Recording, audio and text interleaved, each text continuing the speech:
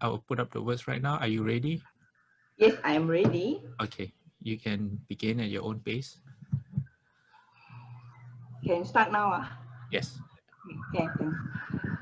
恭请大德圣顶为此法会，及一切众生，请转妙法轮，教导我们如何了生脱世，离苦得乐，殊证无生。Word Sangha with great virtue out of compassion for the sake of this assembly and all living beings. Please turn the wonderful Dharma wheel to teach us how to leave suffering and attain bliss and end birth and death and quickly realize non-birth. Namo tassa bhagavato arahato samma sambuddhassa. Homage to the blessed, noble, and perfectly enlightened one. Namo sadanto sucheto ye alahati sanmiao sanputo che. Wu shang shen shen wei miao fa.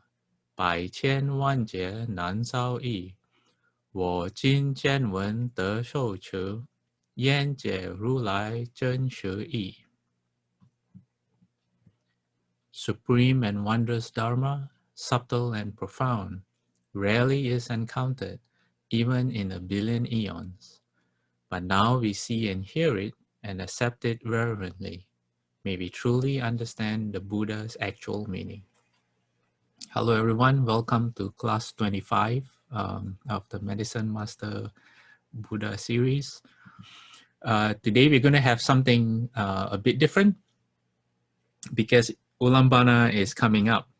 So I thought we can take this week, this class today to explore a bit about what Buddhism has to say about filiality or repaying the kindness of parents, or in other words, how do we generate gratitude for our parents?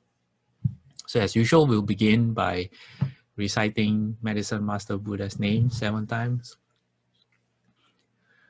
Namo, quelling disasters, lengthening life, Medicine Master Buddha. Namo, quelling disasters, lengthening life, Medicine Master Buddha. Namo, quelling disasters, lengthening life, Medicine Master Buddha.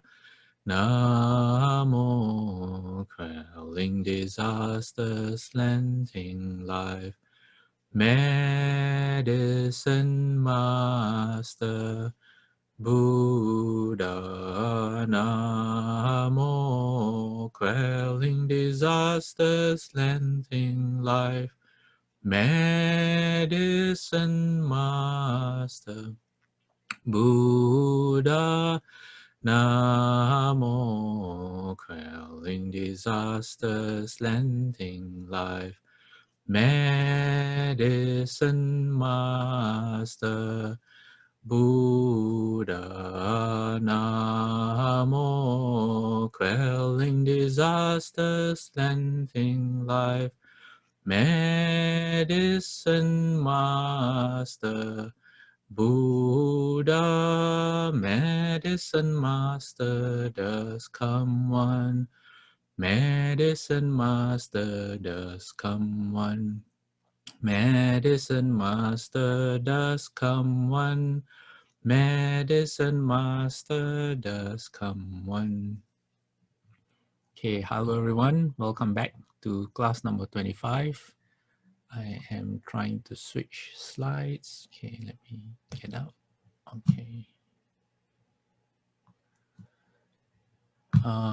As I'm looking for my file, does anyone have any questions from last week's class or anything they would like to share? Any interesting anecdotes or stories? Anything you have learned? I know Ron has a question. Ron's question is there a special purpose for reciting the Medicine Master Mantra versus the Great Compassion Mantra?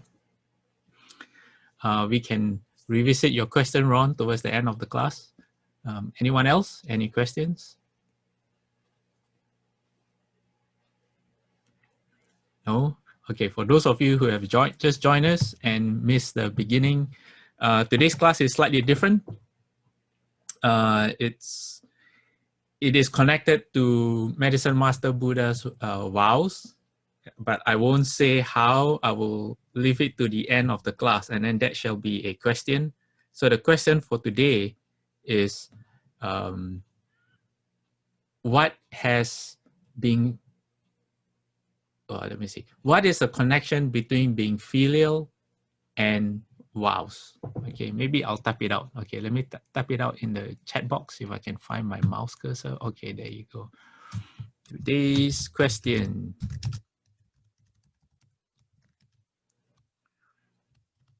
What is the connection between filiality and making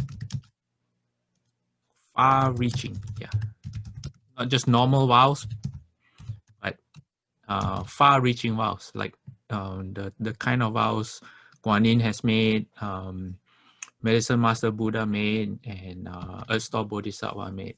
Yeah. So I'm going to ask, you all have to answer that towards the end of the class, so please be mindful of that. Okay, so today is all about parents, being filial in Buddhism, and what are the sutras that have connection with that. And if we have time, and I think I will definitely make time, I have 3 rarely heard stories about the Buddha's mother, Queen Maya. So I will share that. I'll definitely share that at the end of the class. If we get to the end of today's class, like 5 minutes, 10 minutes before, and I haven't come to that yet, can someone please remind me? Because sometimes when I speak, I don't look at the clock. And when I'm having fun speaking, sharing what I have discovered, time seems to move very quickly. So please remind me, like at least 5 minutes before the class ends. Okay, 10 minutes. Let's make it 10 minutes. Okay, so last week we had the Maha-mangala Sutta. Maha-mangala Sutta was requested by someone who joins this class. I can't remember right now who it was. I don't want to mention it wrongly. And what you see in front of you right now on your screen are 2 things that stood out from Maha-mangala that we can use to segue into today's class, which is the first one. It says providing for mother and father support and cherishing family and ways of work that harm no being. These are the highest blessings. So if you all remember, there was a heavenly being, a God from the heavens. He or she asked the Buddha about what are the highest blessings. So this is the Buddha's answer. So one is providing for mother and father support. That means taking care of your parents. And then the second thing, one of the other things the Buddha said was respectfulness and of humble ways, contentment and gratitude. And hearing the Dharma frequently taught. These are the highest blessings. Okay, so gratitude, which I have highlighted in yellow. And there's a difference between gratitude and appreciation. Okay, like I appreciate someone do something for you and you appreciate it, compared to gratitude. What's the difference?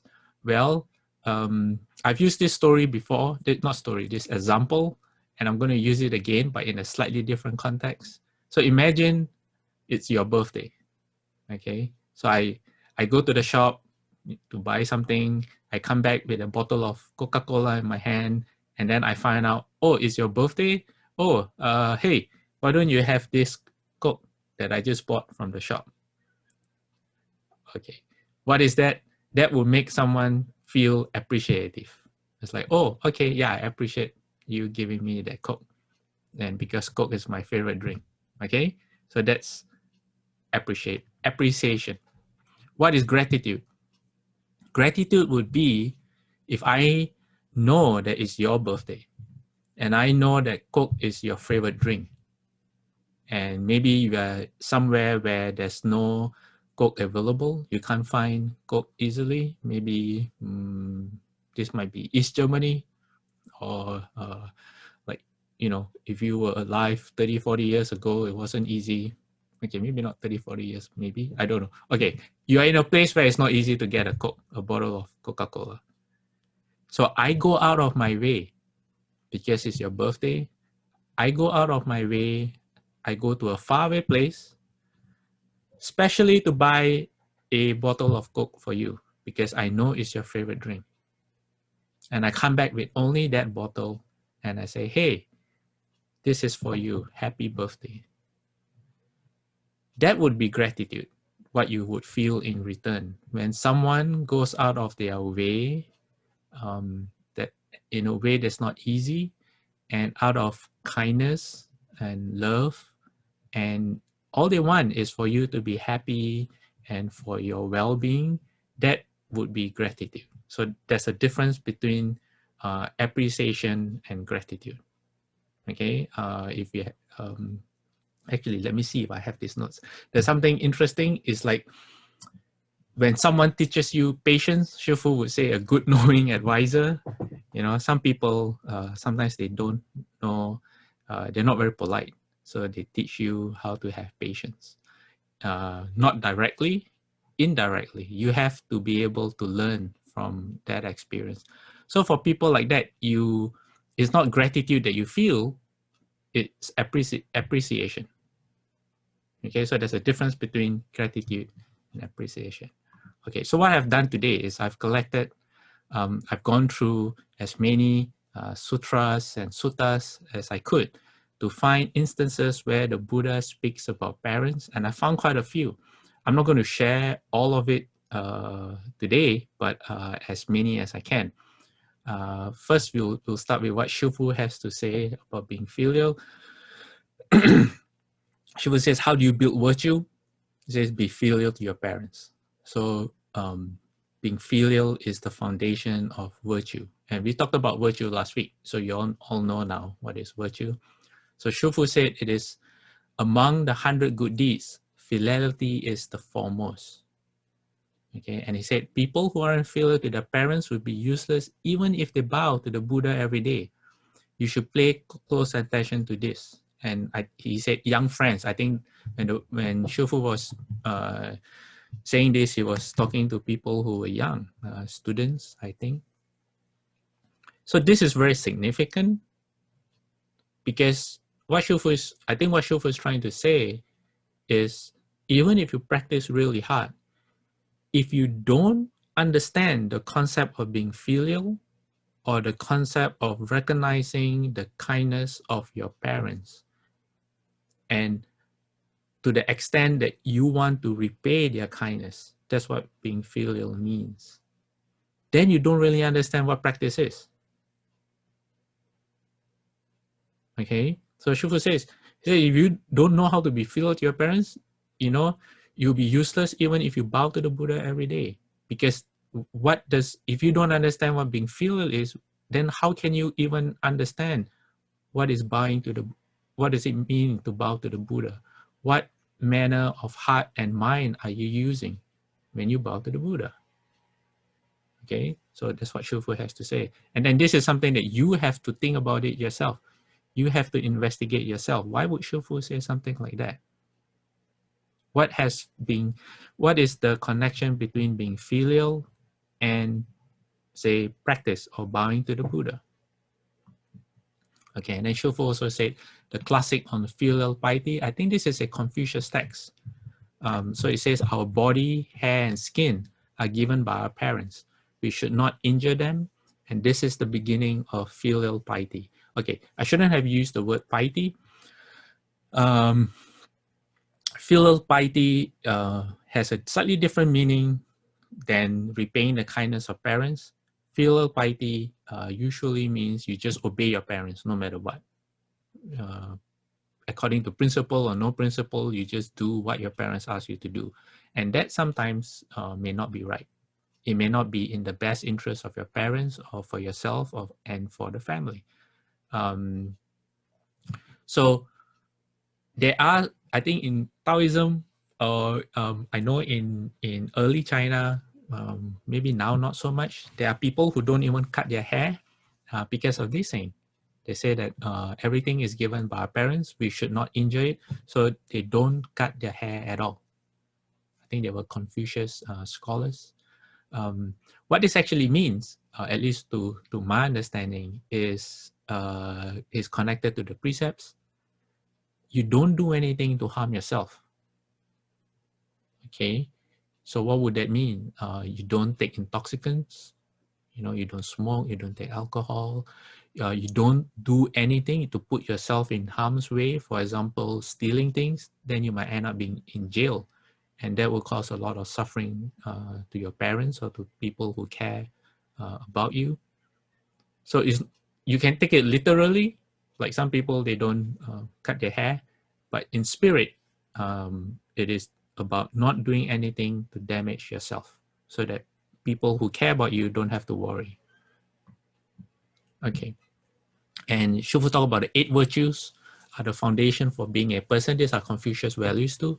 So Shufu said, never do anything that goes against reason and conscience. Young friends, do you know what the foundation for being a person is? It is comprised of the 8 virtues, and filiality is the first. See, there's filiality, there's fraternal respect. That means among your friends, among your peers, you respect one another. There's loyalty, trustworthiness, propriety, righteousness, incorruptibility, and a sense of shame. Sense of shame means that before you want to do something stupid that you know is wrong, you don't do it.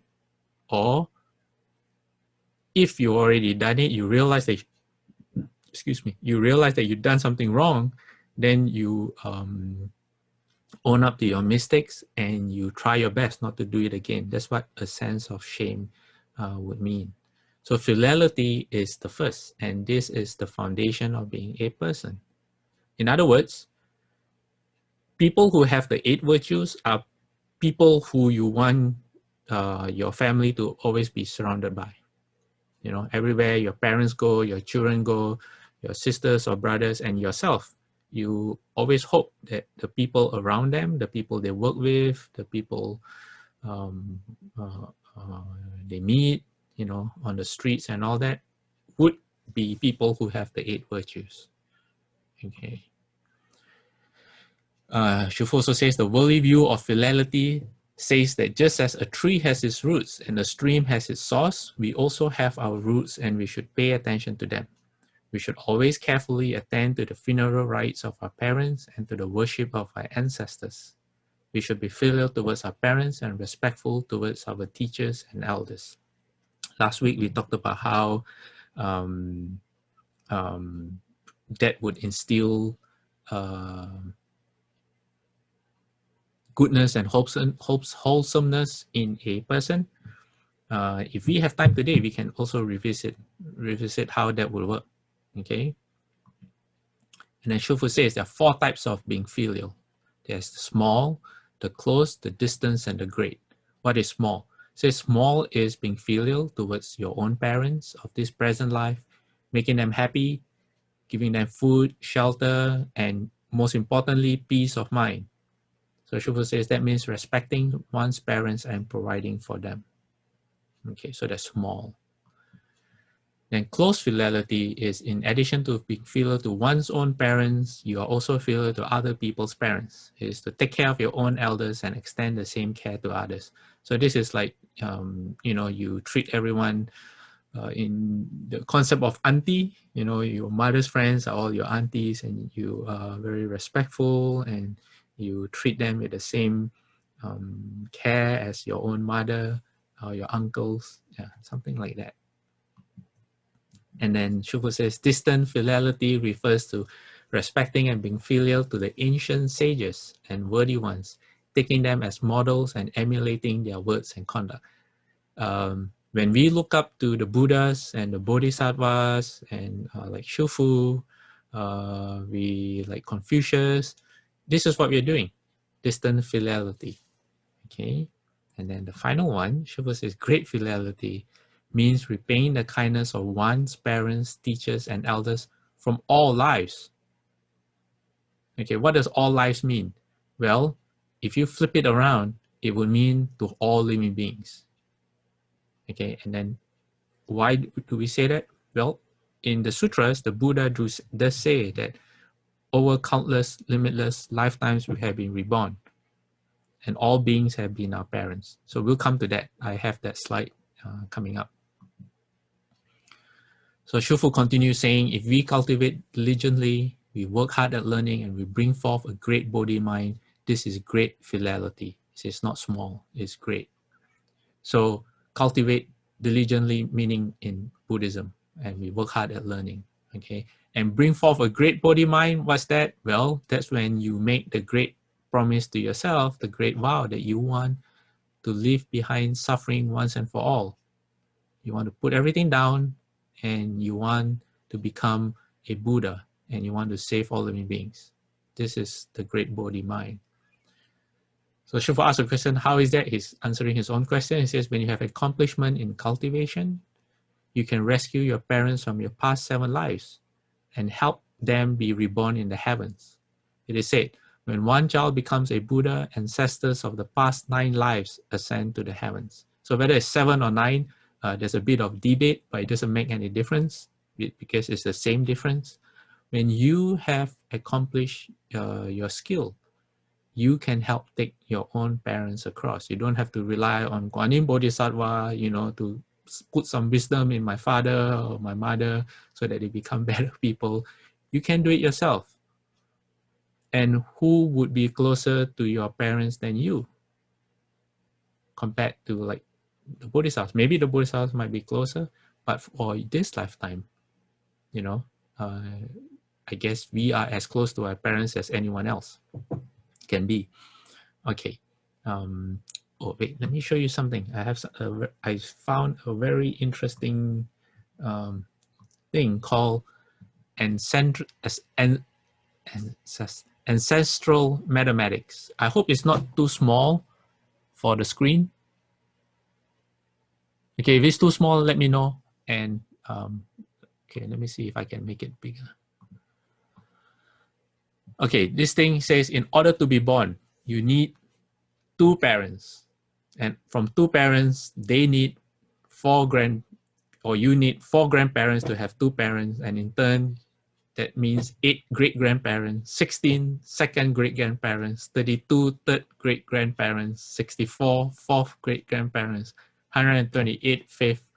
So it goes on to say, it says, for you to be born today from 12 generations, says there would have been 4,000 ancestors that you have needed over the last 400 years. So this goes on to say, think for a moment, how many struggles, how many battles, how many difficulties, how much happiness, how much, sadness, basically what your ancestors have gone through a lot. And then finally, now you're here. So this is just something I thought was interesting that I wanted to share. And if you took one of them out from the equation, then you wouldn't have been born. Okay, all right, back to the sutras. Shufu says, if a person could truly cultivate, says, even if you don't provide for your parents, you will still be considered filial. This is like people who are left home for example, like myself, having left home, I can't like be there for my mother anymore. So Shufu says, don't worry, as long as you truly cultivate, okay, you have to cultivate. Don't just, think you're cultivating. Shufu says this great filial piety, helping one's parents be reborn in the heavens. Okay. Okay, now we move to a sutta called the Kataññu Sutta, or gratitude. Okay, the Buddha, I'm going to put my palms together as I read this. So the Blessed One said, now what is the level of a person of no integrity? A person of no integrity is ungrateful and unthankful. This ingratitude, this lack of thankfulness is advocated by rude people. It is entirely on the level of people of no integrity. So a person of integrity, on the other hand, okay, is grateful and thankful. This gratitude, this thankfulness is advocated by civil people. It is entirely on the level of people of integrity. So the virtue of gratefulness belongs to someone who has integrity, someone who has principle, someone who is not selfish. You are able to understand where you come from. Okay, so this is what the Buddha said in this sutra called gratitude. So the Buddha goes on to say, I tell you monks, there are two people who are not easy to repay. And who are these two? He said, your mother and your father. So even if you were to carry your mother on one shoulder and your father on the other shoulder for 100 years, and were to look after them by anointing, massaging, bathing, and rubbing their limbs, and they were to defecate and urinate right there on your shoulders, you would not in that way pay or repay your parents. So the Buddha is trying to tell you how difficult it is to repay the kindness of parents. And this is just one sutta where he said that. Towards the end of my slides, I have another sutra where the Buddha is actually more graphic. Actually, what the Buddha is trying to say is you can never repay the kindness of your parents. Everything that you can do with your human body in making them feel comfortable, in providing for them, giving them all the money in the world, etc., there is no way through physical means that you can ever repay the kindness of your parents. That's actually what the Buddha is trying to say. And if you start thinking about not just your parents from this life, but your parents from your past lives, you can imagine how many people who we need to be grateful for. Okay, next. So still on the same sutta, the Buddha said, if you were to establish your mother and father in absolute sovereignty over this great earth, abounding in the 7 treasures, you would not in that way pay or repay your parents. Why is that? So this is what I said just now. You give your parents all the money in the world, you still will not have repaid the kindness. And the Buddha said, why? Okay, he's going to tell you why. He says, mother and father do much for their children. They care for them, they nourish them, they introduce them to this world. It says, but anyone who rouses his unbelieving mother and father, okay, so the key is here. The Buddha is giving you how you want, if you want to repay your parents' kindness, this is one way. Settles and establishes them in conviction, rouses his unvirtuous mother and father, settles and establishes them in virtue, rouses his stingy mother and father, and settles and establishes them in generosity, rouses his foolish mother and father, and settles and establishes them in discernment. Says, to this extent, one pays and repays one's mother and father. Meaning, you are helping your parents on the path. So if they don't believe in the Buddha, for example, you don't force them to say, oh, they have to be Buddhist, but instead, okay, let me take one step back. Okay, sorry. In order for you to be able to establish your parents in this way, for example, if they don't have virtue, you are able to convince them to become, to have more wholesome behavior. If they are stingy, in order to convince them or influence them to be more generous. And if they don't know anything about like cause and effect or rebirth or the Buddha's teachings, you are able to influence them to move towards wisdom. For you to be able to do that, you yourself have to embody those virtues first. Okay, so once you have learned the Buddha's teachings, you know what it means to be generous, you know what it means to hold the precepts and not to do stupid deeds, then you can have a chance to help your parents move towards this. And then you would be able to do it with wisdom. Then if you know that, oh, your parents find difficulty in, say, believing in the Buddha, for example, then you would understand that, oh, actually, this is what the Buddha's teachings represent. So let's say if your parents are Christians, they believe in God, and you believe in the Buddha, and you want to help your parents in this way, then you realize that, oh, even like Guanyin Bodhisattva helps all living beings, no matter even if they are from different religions. Guanyin Bodhisattva doesn't worry about those details. She just wants to help people. And she uses wisdom to help people. So then you will understand, oh, so say if I believe in the Buddha teaches us to do good things, then your wisdom will allow you to understand that even if your parents may not have the conditions to believe in the Buddha or in Buddhism right now, you can make them believe in the principles. So you don't have to talk to them about precepts, but you can talk to them about precepted behavior, like not stealing or not being stingy and being generous. And you will find, different expedient ways in order for them to discover what generosity feels like. I hope you guys understand the concept. Okay, we move on.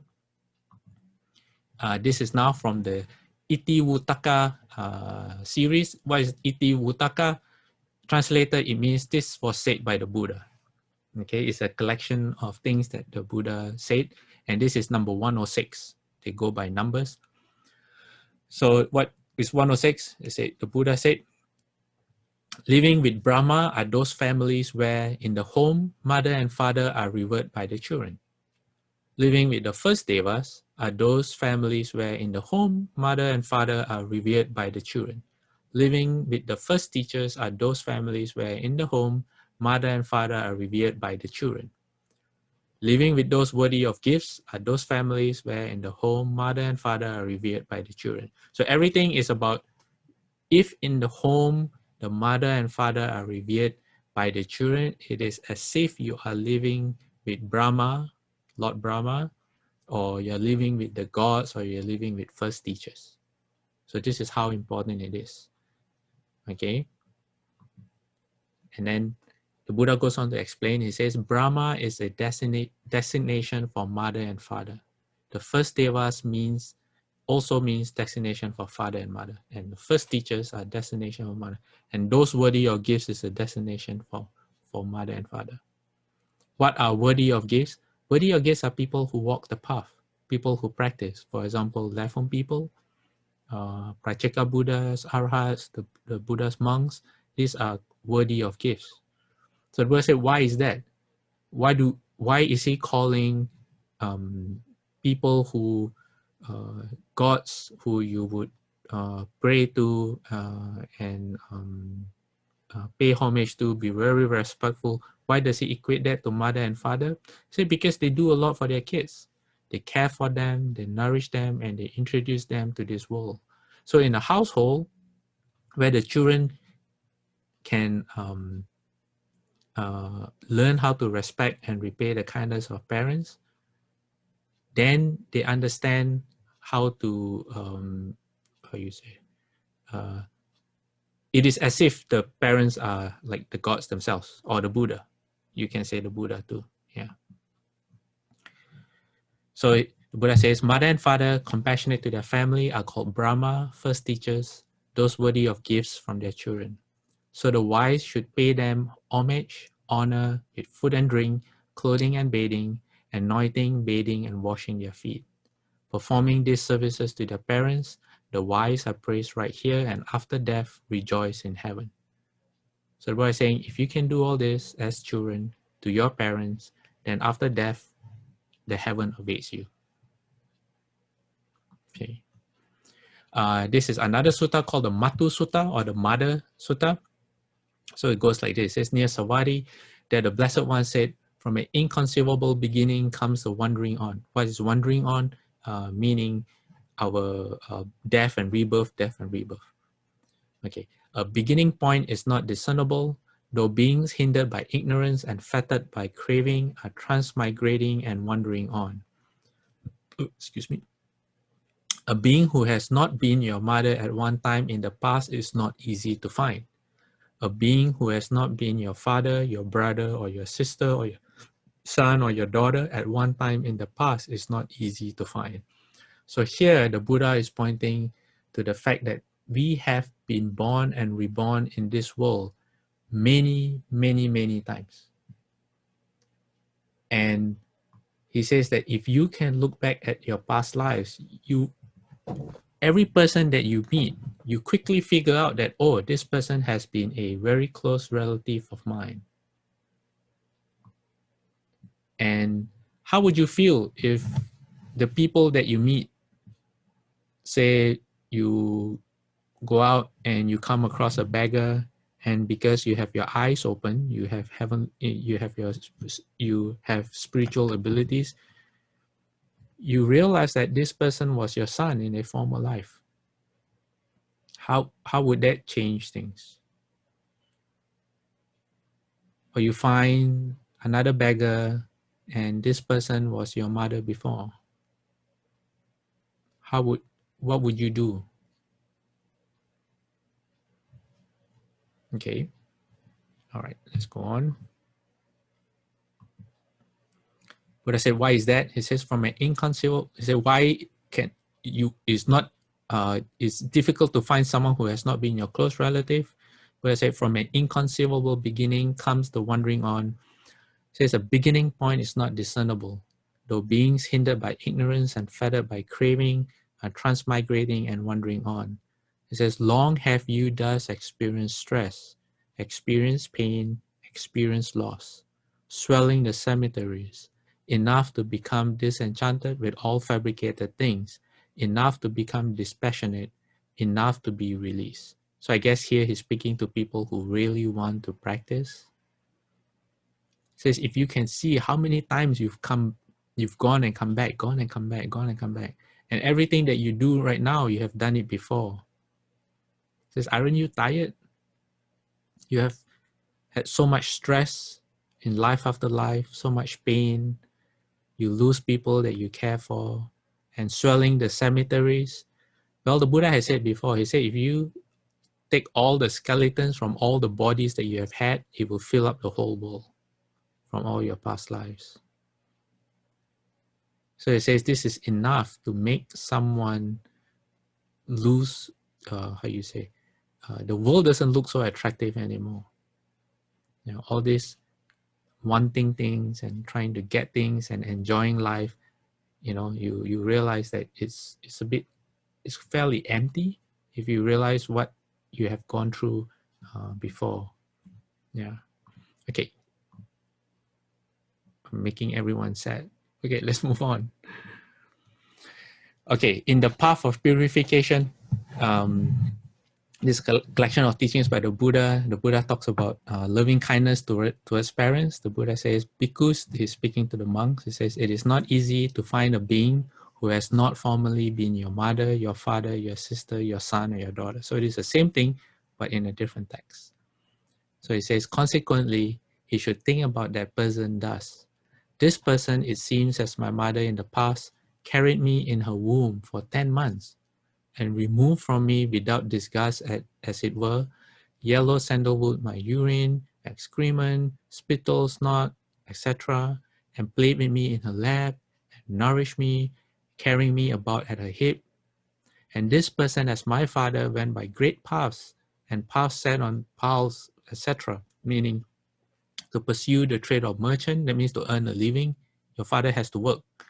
And he risked his life for me by going into battle in double array, by sailing on the great ocean in shops and doing other difficult things.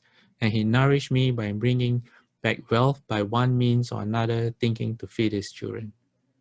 In other words, instead of remaining a bachelor and enjoying himself, your poor father, any money that he earned, a lot of it went to feeding you, buying you clothes, food, making sure you had things that you needed when you were growing up. And your mother, they could have enjoyed a very good life without you, but no, instead they sacrifice a lot to take care of you. And so this is why, okay, we come back to Shifu on being filial. Shifu said, cultivators of the way. Who are these people? You and me, everyone here.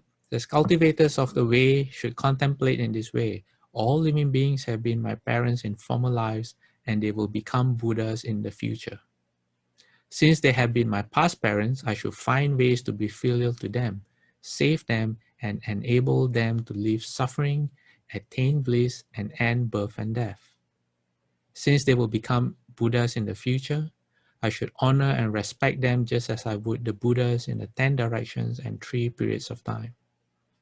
If we always keep this contemplation in mind, we will never be disrespectful, rude, or mean to any living being.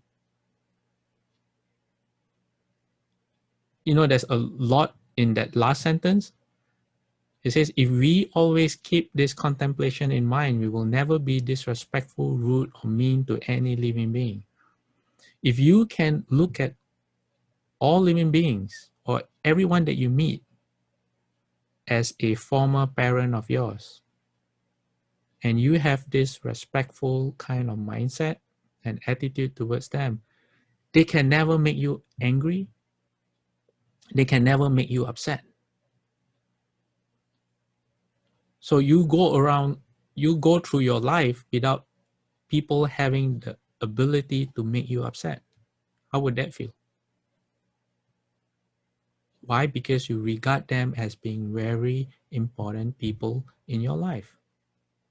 So how does this work? Okay, well, we all know the Buddha. Before he became the Buddha, he was in the river, and at that time he was eating only one sesame seed a day. And then he climbed out of the river and he sat under the tree, and then he went into deep samadhi, and then he became the Buddha. We all know that story.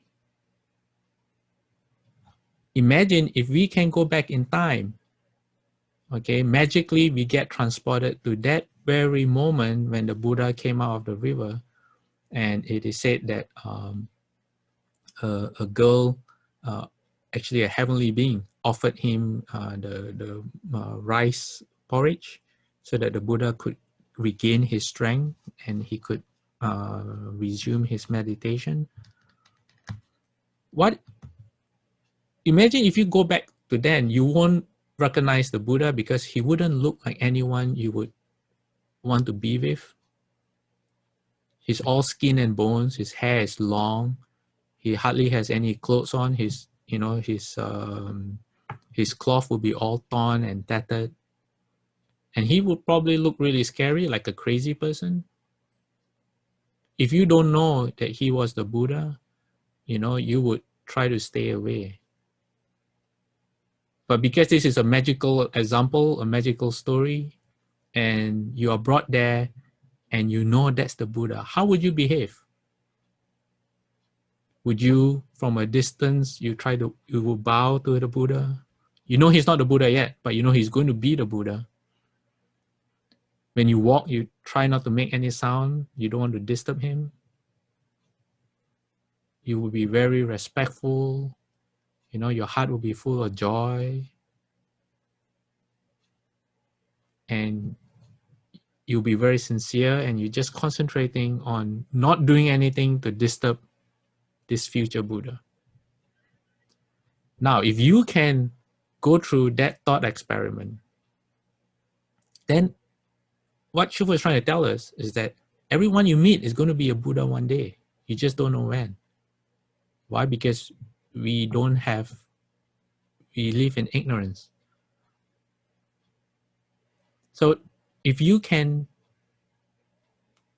make yourself understand that everyone you meet is going to be a Buddha one day, then at the very least, you know, you would not give them any affliction, because the more affliction you give people, the more you hold them away from their Buddha nature. Because of you, they take a slightly longer time to become a Buddha. Right? You wouldn't want to do that. So like the prince coming up from to sit under the tree to meditate, you're not going to clap your hands and sing, you know, and disturb his concentration, right? Okay, if you can use that example, really think about that, and, you know, apply that to everyone that you meet. See for yourself, how would that feel? Okay, so basically, this is what I understand Shifu to be saying. This is my own interpretation of what Shifu says. Okay. Okay, now we go on to something called an exhortation to resolve upon on Bodhi. This is making the Bodhi resolve, and this was written by Great Master Sheng An. Every left home people or everyone who thinks about wanting to practice should read this essay. So what he says, what is mindfulness of our parents' kindness? So he talks about himself now. He says, alas for my parents, I was born through much toil. I was nurtured 9 months in the womb and was suckled 3 years at the breast. My bottom was dry and my diapers were changed. I was fed delicacies while they toiled bitterly. Only then was I able to grow up. They hoped only that I might glorify and carry on the family name and continue the ritual offering to our ancestors. Okay. He says, but now I have left the home, meaning he became a monk, and am gratuitously called a disciple of Shakyamuni and have dared to assume the title of Shramana. Shramana means monk. He says, I neither offer delicacies to my parents nor sweep the ancestral graves. While they live, I cannot take, there's a typo. There should be care. Okay, say, while they live, I cannot take care of their physical needs. After they depart, I cannot guide their souls. In this world, I have thereby hurt them greatly. And as they leave this world, I am of no real help. To cause them such a double loss is a serious offense. How can I possibly avoid the consequences? So this is like a warning to left home people. You know, he says, you leave home, you know, you can't take care of parents. Like, how are you going to repay their kindness? So he says, I contemplate in this way. I must always cultivate the Buddha's way through hundreds of kalpas and in thousands of lives, and save living beings everywhere throughout the 10 directions and 3 periods of time. I will rescue my parents in not only this life, but my parents of every life. I will take across not only one person's parents, but everyone's parents. So what he's doing is, this is the opening of the heart, the Mahayana path. Okay, Mahayana is about how big your heart can take in living beings. So he is moving from the small to the big, from contemplating about his parents. He's making a vow that life after life he will save all parents. That's like all the vows that the Buddhas, the Bodhisattvas have made, from small to the big. Okay. Daniel, you typed in something. If you want to elaborate on that, you can type more in the chat box, because I don't understand what you typed in. Okay. Now I move on to the Brahma Net Sutra. What is the Brahma Net Sutra? The Brahma Net Sutra is the source of the Bodhisattva precepts. If you have taken the 8 major and 48 minor Bodhisattva precepts, like those for Levon people. It comes from the Brahma Net Sutra. And in it, there's one of the precepts is, if a disciple of the Buddha should see anyone who is sick, he should wholeheartedly provide for that person's needs just as he would for a Buddha. Of the 8 fields of blessings, looking after the sick is the most important. He goes on to say, it says, a Buddha's disciple should take care of his father, mother, Dharma teacher, or disciple, regardless of whether the latter are disabled or suffering from various kinds of diseases. Okay, now we move on to an excerpt of the Ullambana Sutra. I'm not going to go through the whole Ullambana Sutra because we are going to recite it in the next few weeks, depending on which monastery.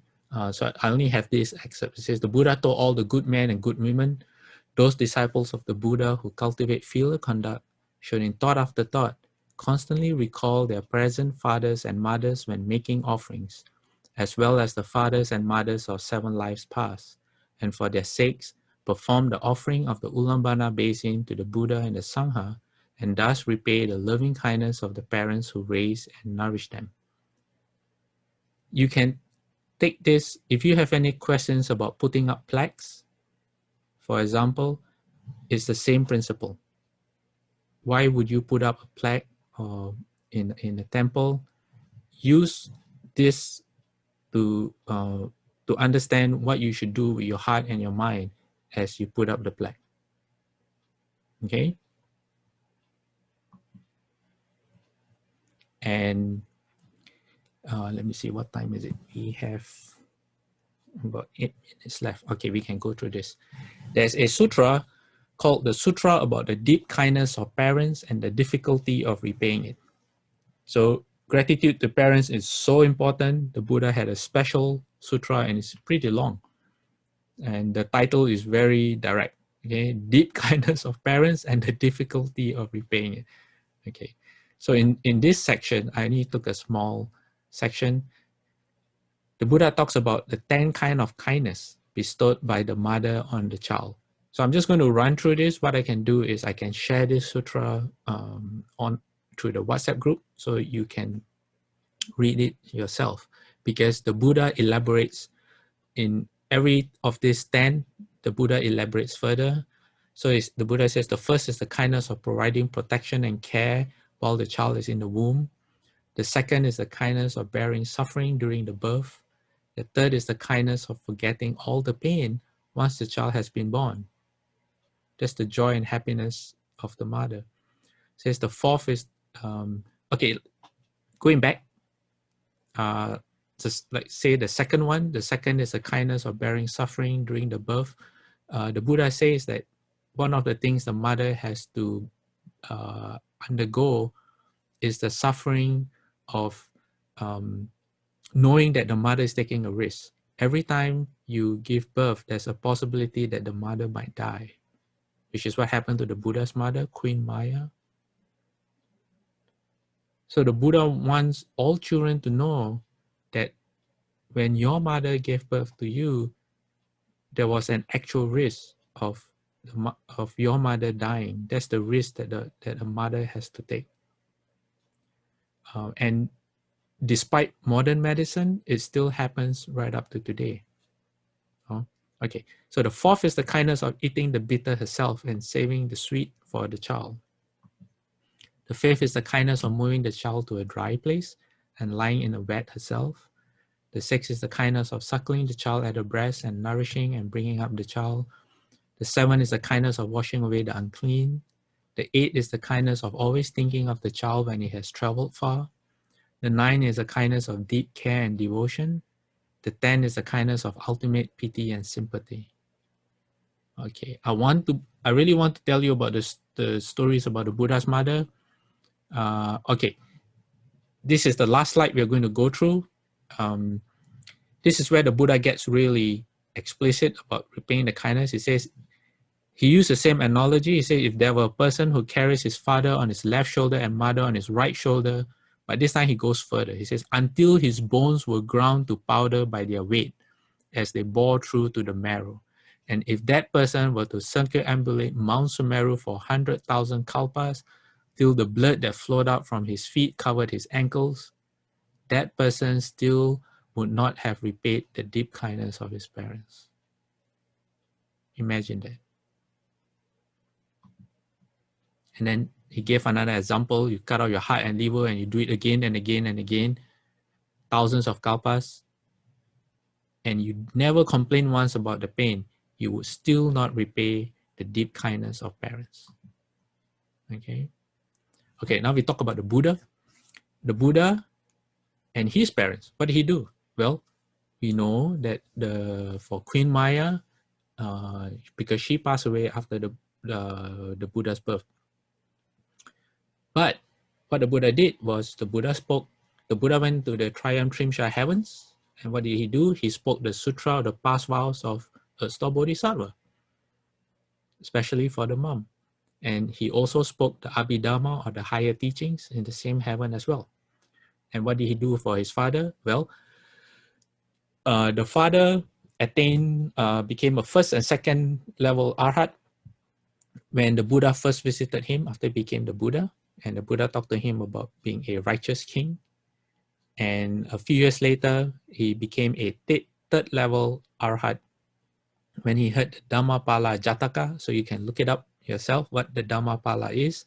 Basically, it's about the king.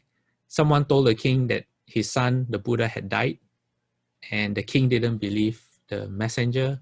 And then the Buddha said, oh yeah, this happened before in the past life when you were also my father, and someone told you that I had died, and you also did not believe him. Yeah, so that's the Dhammapala Jataka. And 7 days before the Buddha's father died, the Buddha especially went to talk to his father.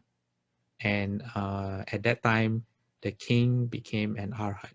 So this is how the Buddha saved his parents. And because the Buddha grew up without a mother, his auntie became his foster mother. Auntie's name was Mahapajapati Gotami.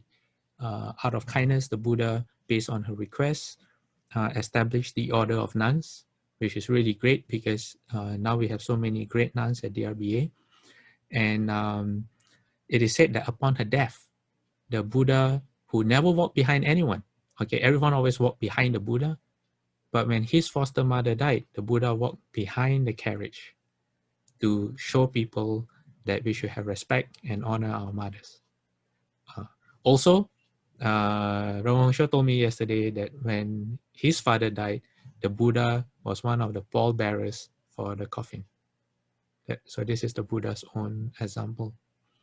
Okay, I'm not going to go through this. Okay, now we come to the Buddha's mother.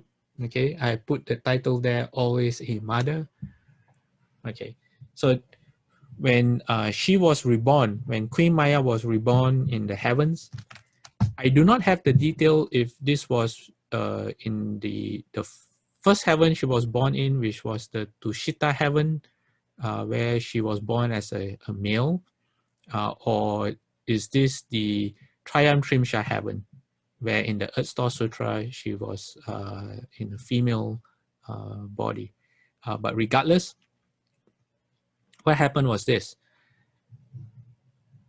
Before he became the Buddha and he was eating one sesame seed a day, the Buddha almost died because his body was so weak.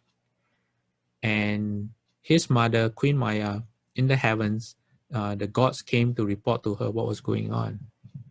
So she quickly went to him, and this is what she sang. She actually sang to him. She said, when I gave birth to you, my son, in a Lumbini grove, without support like a lion, you took 7 steps on your own. You gazed in the 4 directions and said these beautiful words, this is my last birth. And then she said, oh, these words will now never come to pass because she thinks that the Buddha is going to die before he becomes a Buddha. So in her grief, she says, to whom can I turn to about my son? To whom shall I cry? Who will give life back to my only son who is barely alive? Okay. This is... Okay, so if you want to know, the source is from the Lalita Vistara Sutra. Okay. What I don't have in the next slide is the Buddha's response. The Buddha reassured. First, the Buddha was confused. It's like, who is talking to me? And because all he sees is like a heavenly being. And then the heavenly being introduces himself or herself as the former mother of the Buddha.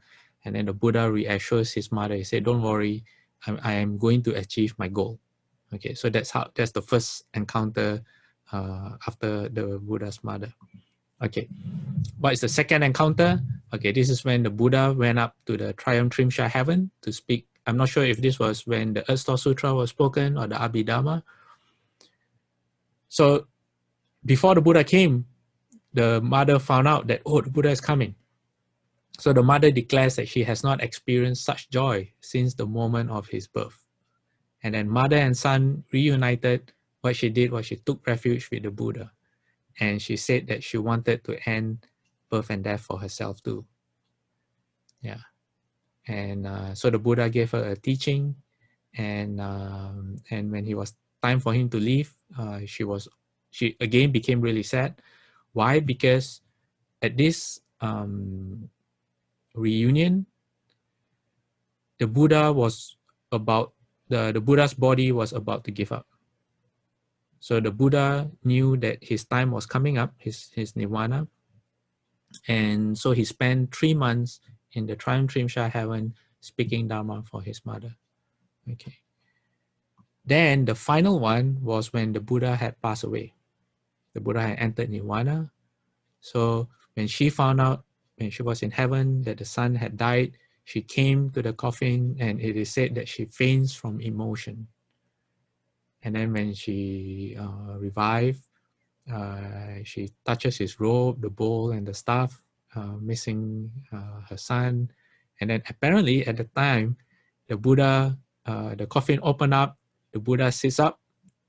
This is like one of the stories where the old monk in China, people thought he had died, but he stood up and talked to them, and then he died again. And then he says, brilliant lights burst forth in all directions.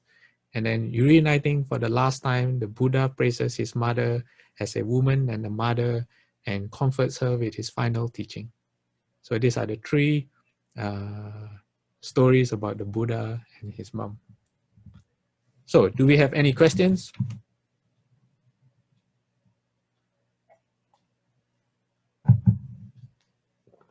Anyone?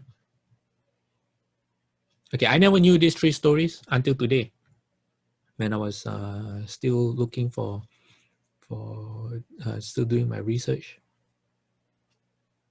Okay, so okay, if you want to know where, okay, so the first story I told you where the source from. These 2 stories is from the Maha-mangala Sutra. Okay, Maya is the mother's name, so Maha-mangala Sutra, in case you want to look for the source. Okay, so I hope that answers people's questions about putting up plaques. Okay, if you're putting up plaques for your parents, a lot of it has to do with repaying their kindness, with gratitude. And what the sutras and the stories do is they give you, there's also Earth Store Sutra too. I forgot to mention the Earth Store Sutra. And if you can realize that all living beings have been your close relatives before, that is the main reason why Mahayana Buddhists are vegetarians. How can you bear to eat the flesh of someone who has been a relative? And it's not just people, you're talking about animals too. First of all, if you were to meet an animal and realize that that was your mother before, in a past life, you know, that alone is enough for you to like be really sober. How are you able to even, you know, want to eat the flesh of a living being? Yeah. So if you ask me, my personal understanding is that the foundation of being a Buddha is built on being filial. If you have no concept of what it means to be filial or to repay the kindness of your parents, then you have to examine that. But don't feel bad if some of these stories or examples of all the things that I mentioned does not touch your heart, because it shows the ideals. All this that we have shared today is like the ideal level. And because we are not there yet, we have to practice to get there. So for those of us who are not there yet, we use this as an opportunity to move towards wisdom. So what we do is we reflect inside. So that how come I don't understand what's going on? Or how come that doesn't, the impact on me is not as great as maybe for some other people? And the more you reflect on it, the only way you can get there is by reflecting and thinking about yourself and your own experience with all this. I hope that makes sense. Okay, I'll give you an example. Okay, for example, in the Bodhisattva precepts, there's a precept that says that if you are on a trip, okay, and someone in your group falls sick, you don't leave them behind. Okay, I have to admit, when I took this precept, it didn't make sense to me. I thought it was pretty, not stupid, but it didn't make sense. Okay, why? Because if I'm on a holiday, and you know, if let's say you join a tour group, you're on a holiday, someone in the tour group falls sick, you know, then they get left behind. Okay, this is what I thought to myself. I said, I would just continue with the rest of my holiday. You know, why would I ruin my whole holiday just because someone is sick? So when I took the Bodhisattva precepts, I never understood anything. And then one day I was thinking about my grandmother and how there was a time when I was really young. We were on holiday, and then we received news that my grandmother had died. And so we rushed back. Why? Well, because, you know, when someone you care, because you okay, I'm not going to go there. Then it started me, when I had that memory, then I realized, oh, you know, if my own mother were to fall sick, or my father, I wouldn't even want to go on a holiday. But if I was on a holiday with them and they fall sick, it would be natural for me to, you know, not continue the holiday, but take care of them and do what is necessary for them to recover and be comfortable.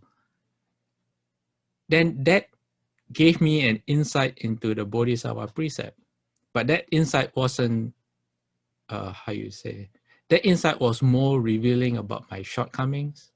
In other words, I had to ask myself, I said, how come if it's my parents, I would do that naturally, but if it was for someone else, I would think it's stupid. It doesn't make sense because, you know, someone I don't know falls sick. Like, okay, what am I lacking that I don't see my care for other people is different from my care for my parents? So then I understood that the Bodhisattva precepts is a guide for you to understand where you fall short, and then you work on it. So I won't be able to maintain the Bodhisattva precepts perfectly, but over time, maybe a lot of lifetimes, I can. But I have to use the precepts as a way to look at my shortcomings and ask myself, how come I'm not like that? How come that doesn't come naturally to me? So as we have gone through all the slides today, and you have been exposed to all the different sutras that talk about recognizing the kindness of your parents and wanting to repay that kindness, this is a journey for us. It's not that, oh, it's an off and on switch. We are all at different levels of understanding what that means. And no matter what level you are at, you have to look at where you are and try to improve and become better. Okay, I hope that makes sense. All right, it's time to dedicate merit. Okay, let me change slides.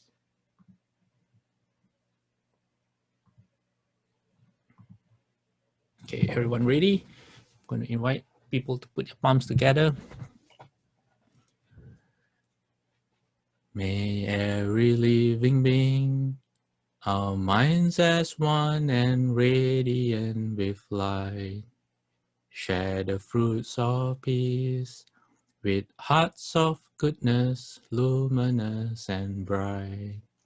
If people hear and see how hands and hearts can find in giving unity, may their minds awake to great compassion, wisdom, and to joy. May kindness find reward. May all who sorrow leave their grief and pain. May this boundless light dispel the darkness of their endless night. Because our hearts are one, this world of pain turns into paradise. May all become compassionate and wise. May all become compassionate and wise. Okay, everyone, thank you for joining us today. Those of you who want to go can go. I'm just going to take a few minutes to... Is Ron still there? Ron, are you still there? Let me check. Okay, Ron. So I'm just going to answer Ron's question. Is there a special purpose for reciting the Medicine Master mantra versus the Great Compassion mantra? Yes and no, Ron. As a practice, if you are using the mantra to, say, get into concentration, then I would say that both are the same. You can use both to,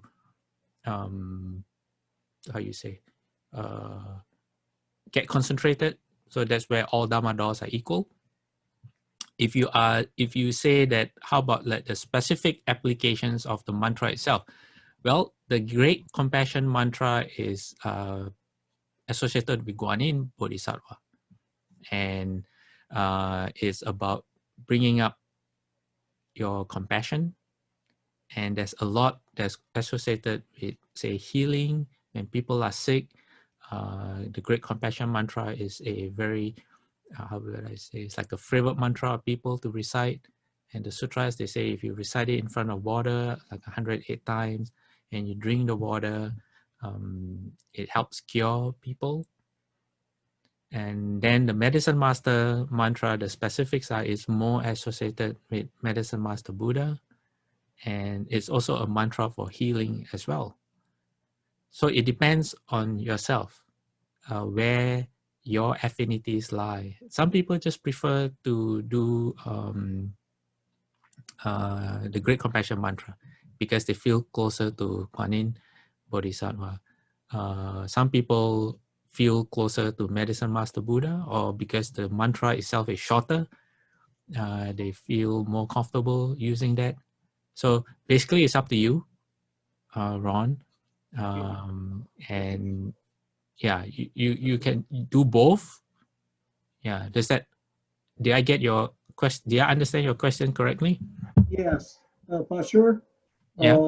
So I was asking that because during the time of COVID-19 right now, most monastics seem to ask the laity to recite the Great Compassionate Mantra. That's why. Yes. Yeah, because the Great Compassion mantra is a lot more, how would I say, like well-known. Yeah. Yeah, it's like the go-to mantra for anyone suffering from sickness or illness, for example. And there's this story that I know that this was told to me by a long time resident of CTTB, City of 10,000 Buddhas. He said he saw it before himself. There was a nun with a swollen leg. Okay, and everyone recited the Great Compassion Mantra on her behalf, but her foot or her leg remained swollen. And he said, Shufu came, Shufu looked at it, and Shufu recited just one line from the Great Compassion Mantra. And according to this person, he said, in front of him, I mean, with his own eyes, he saw the swelling going down. And all Shufu did was just recite one line of the mantra. And so Shufu himself used the Great Compassion Mantra. And also this tells you something as well. It is just as much the mantra as the person reciting it. So your heart, your sincerity, your intention, how you say, would also determine if there's a response or not. Okay. Thank you, Pastor. All right. Okay, that's it. I'm going to end so I can go for the evening ceremony. I'll see everyone next week. And next week, we're going to go back to the Medicine Master Sutra. Okay. Amitabha. Bye-bye. Amitabha. Amitabha. Thank you, Pastor. Amitabha, Okay. everyone. Amitabha, everyone. Thank you, Fashi.